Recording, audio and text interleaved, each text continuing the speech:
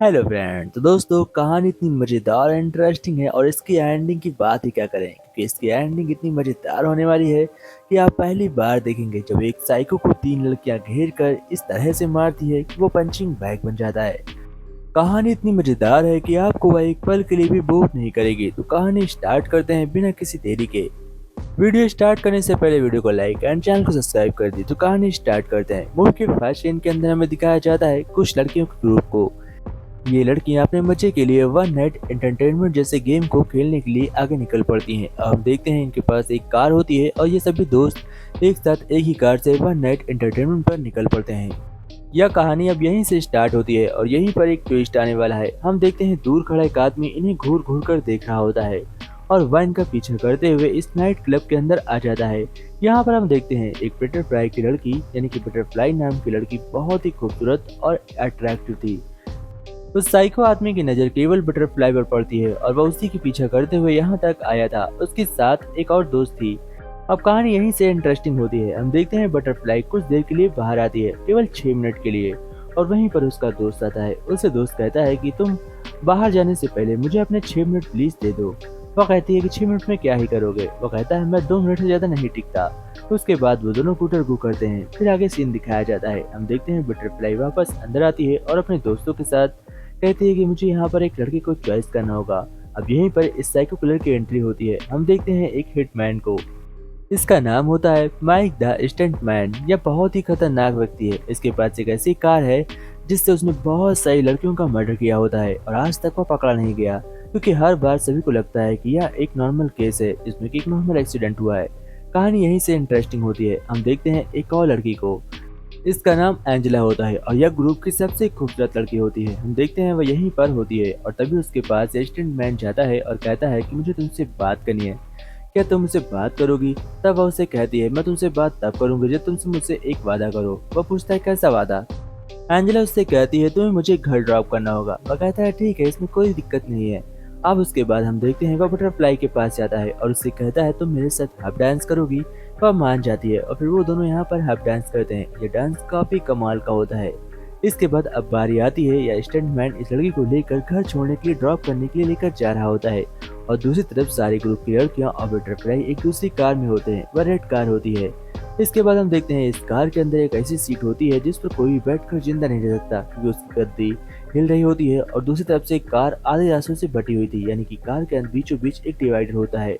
Divider के इस साथ वाले लोग कोई सुरक्षा कवच में नहीं होते और दूसरी तरफ के लोग पूरे सुरक्षा कवच में रहते हैं, क्योंकि वह गाड़ी कुछ ऐसे ही डिजाइन की गई थी जो इसी स्टंटमैन ने बनाया था कि वह कत्ल कर सके। कहानी आगे बढ़ती है। हम देखते हैं वह अपनी ही गाड़ी में बैठाकर बुरी तरीके से एंजेला को सा लड़ा लड़ा कर उसको मार देता है। अब अपनी कार की फुल स्पीड करता है और वह बटरफ्लाई की कार की ओर बढ़ने लगता है। वह उस कार का एक्सीडेंट करता है और उस कार में बैठी सभी लड़कियां बुरी तरीके से छितर मितर हो जाती हैं। इतना खतरनाक एक्सीडेंट होता है कि सभी को लगता है सब कुछ एक खतरनाक एक्सीडेंट ने किया है, लेकिन यह एक सोची समझी मर्डर चाल होती है जो कि कोई भी नहीं पकड़ सकता। अब हम देखते हैं दो ऑफिसर इस केस का इन्वेस्टिगेशन करते हैं, जहां पर हमें दिखाया जाता है वो ऑफिसर कहते हैं कि हमें एक स्टेटमेंट पर नजर रखनी होगी। वो पूरी जिंदगी अब इसी स्टेटमेंट के पीछे पड़े रहेंगे, लेकिन इसके बाद स्टेटमेंट ठीक होता है और वापस अपने उसी काम पर निकल पड़ता है। अब हम देखते हैं वह कार फिर से ठीक करता है और जाकर गैस स्टेशन के सामने कुछ लड़कियों को ढूंढता है और वो फिर से वह एक ग्रुप लड़कियों को चुनता है जिनके पास येलो कार होती है।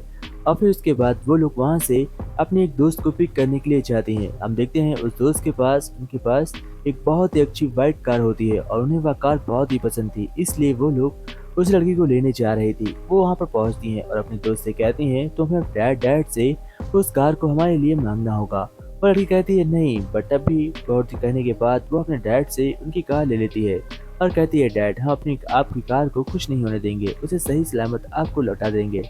फिर हम देखते हैं उनमें से एक लड़की जिसका नाम सोफी होता है, वो भी एक स्टंटमैन थी और दूसरी लड़की पुलिस में थी जिसके पास गन भी होती है। अब हम देखते हैं सोफी कार के ऊपर बेड से अपने आप को बांध लेती है और कार के ऊपर एक स्टंट कर रही होती है।